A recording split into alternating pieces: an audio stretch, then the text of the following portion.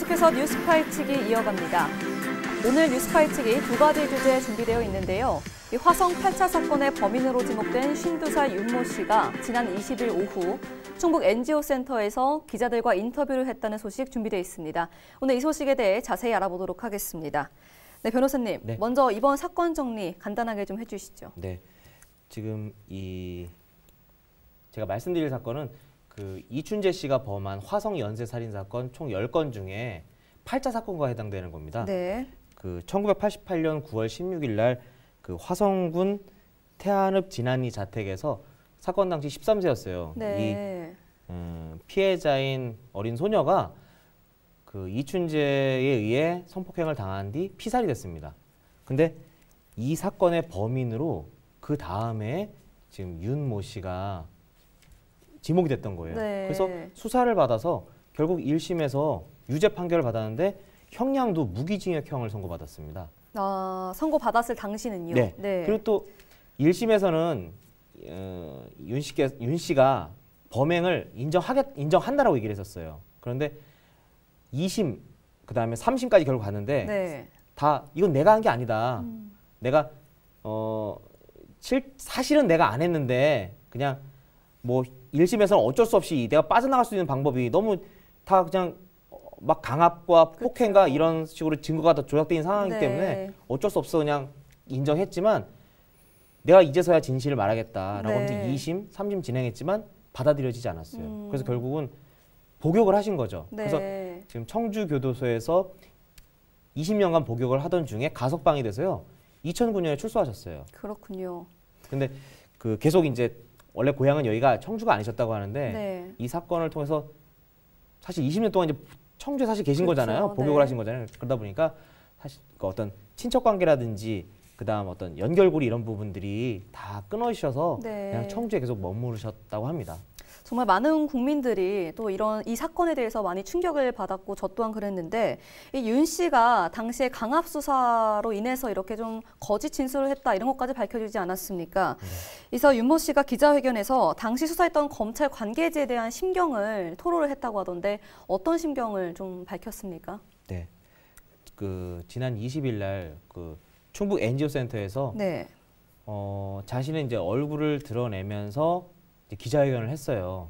그런데 NGO 센터에서 말씀하시기를 그 당시 자신을 이렇게 가혹행위를 하면서 조사했던 수사관들의 이름 다 알고 있다. 이름까지 여전히 알고 있군요. 네. 20년이 지났어도. 그래서 이제 기자들이 그럼 그 이름을 밝혀줄 수 있겠냐라고 네. 했는데 내 입으로는 밝히지 못하겠다. 그분들이 본인이 너무 잘 알지 않겠냐. 네. 양심에 찔리지 않겠냐. 그러면 스스로 먼저 말하시는 것이 낫지 않겠냐. 이런 식으로 답변을 했다고 합니다. 자기는 그럼 밝히지 않겠다 이런 의도로 볼 수 있을 걸까요?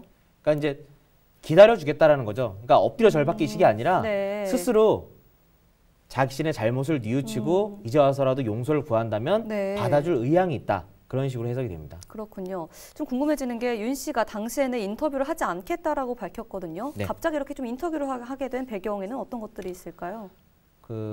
이춘재 씨의 진술, 내가 범행을 했다라는 네.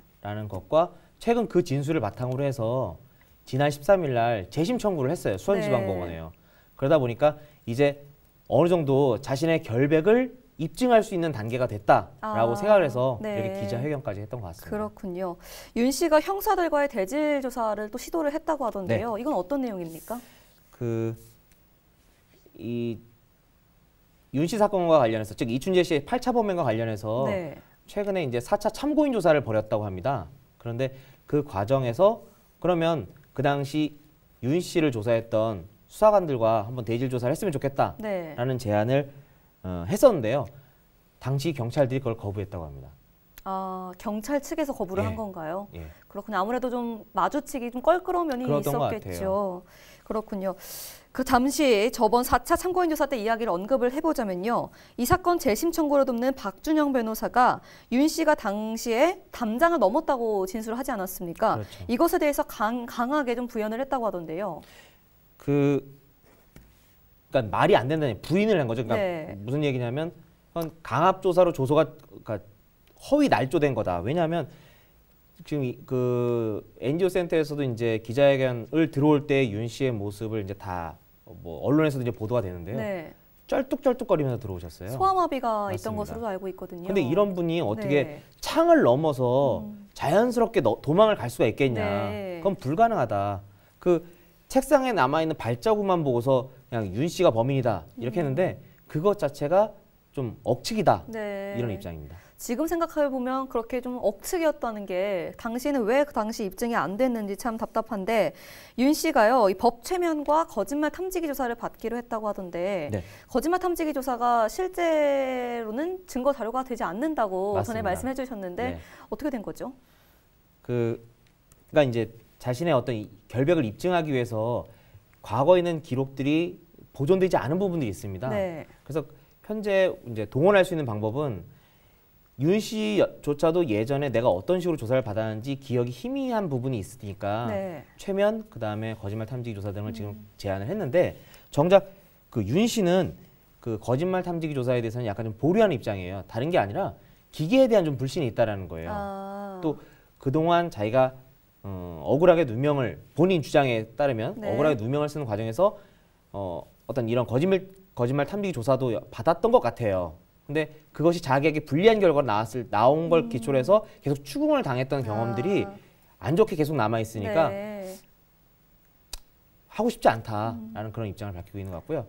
한편 이제 그 변호인단 측에서는 우리만 조사를 법 최면 이런 걸 우리만 할 게 아니라 그 당시 수사관들도 했으면 좋겠다. 네. 왜냐하면 수사관들도 정작 기억이 안 난다. 그 당시 상황 너무 오래돼서 기억이 안 나고 잘 모르겠다. 그쵸. 이런 식으로 회피하고 있는데 이춘재 씨의 진술에 따르면 이춘재가 범인이라고 한다면 지금 윤 씨는 억울하게 지금 수사를 받은 거잖아요. 그렇죠. 근데 수사를 아주 신사적으로 적법 절차에 따라 수사를 받았다면 사실 문제될 건 없습니다. 제가 봤을 때는. 네. 그런데 그게 아니라 고문과 가혹행위 등을 통해서 허위 자백을 받았다라는 거예요. 그렇죠. 그럼 그건 명백한 범죄 행위가 되기 때문에 그렇다면 이 부분에 대해서 그 당시 경찰관, 수사관들도 뭐 거짓말 탐지기든 최면 기법이든 통해서 좀 조사를 받지 않겠냐라고 얘기를 했지만 현재 그 당사자들은 명확한 입장을 내놓고 있지 않은 것 같습니다. 경찰 측에서는 아직 정확한 답변을 내놓지 않았다는 말씀이시고 네. 윤 씨 측에서는